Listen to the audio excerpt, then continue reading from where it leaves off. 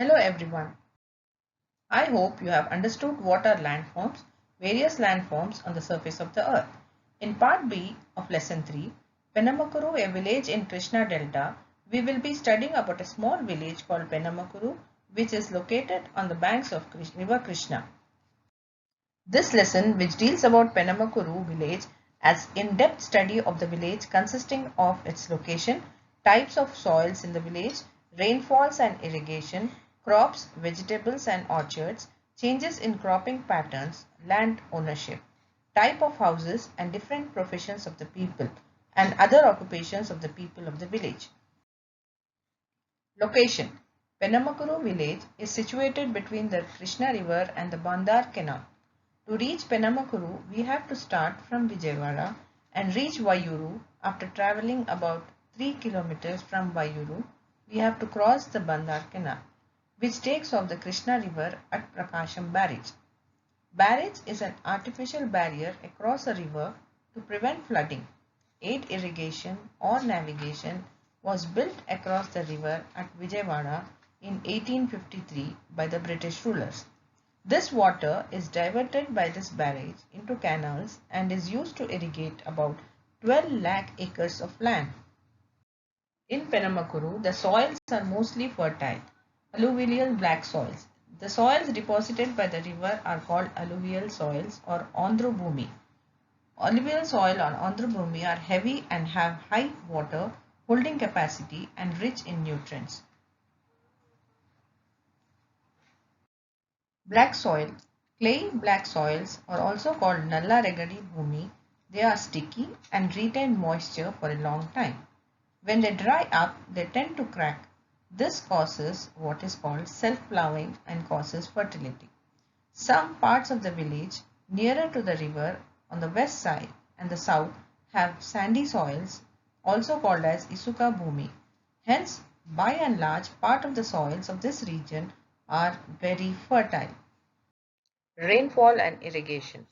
As this region receives heavy rains from June to October from southwest monsoon and also relatively little rain from November to May, therefore good sunshine and warm temperature make it possible to raise crops throughout the year. There are also low-lying lands on eastern side of the village which we can easily irrigate with canal water. On the other hand, farmers use bore wells to irrigate lands on the western and the northern side which are on higher elevation. The expenditure on digging bore wells is very low as groundwater can be found at depth of only 15 to 25 feet. Why is this so, children? This is because it is near the Krishna river. Recently, there has been increasing use of groundwater through bore wells to cultivate the uplands which cannot be easily irrigated with canal water. Major crops of the village. Paddy is extensively cultivated all over the coastal plains, especially the low areas, or it is called pallam, are sown with paddy. The nursery for the paddy monsoon crop, which will be transplanted in the months of June or July, is called salva. They usually grow high yielding paddy varieties like MTU, 2716, Swarna and BPT. From the month of December, they sow the winter crop called dalva. This is either paddy or pulse crop or sugarcane. Nowadays, the villagers also cultivate turmeric, yam and banana. The main agriculture operations like plowing, threshing and transportations are done with tractors. Transplantation is still mainly done by women, whereas the harvesting is done by men and women together. Uplands, or they are called Meraka or Garuvu Bhumulu, are suitable for growing vegetables. In the low-lying lands with second crop of paddy, they cultivate vegetables like brinjal, lady's finger, dondakai, rich gourd and cabbage, and these are sold in Raitu Bazar of Vayuru. On the bank of river Krishna and upland area of Penamakuru village, we can see several fruit-bearing trees like guava, sapota and papaya.